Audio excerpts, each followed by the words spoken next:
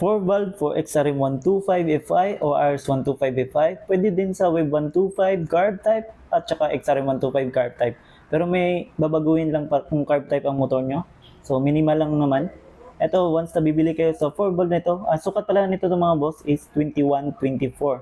So compatible niya is 60mm. So once na bibili kayo mga boss, mayroon siya kasama mga internal. Tappet, camber, racing camshaft, ayan. Rocker arm, valve spring, engine valve na 2124, rocker pin, valve seal, at saka returner, bolt-in washer. Yun lang po yung kasama niya sa internal. So ito, yung 4 valve. So may interesado nito, 2124, compatible si 60mm. So may interesado para sa Wave 125, XRM125FI, RS125FI, pwede din sa Wave 125 carb at saka XRM125 carb. Message lang po sa mga interesado.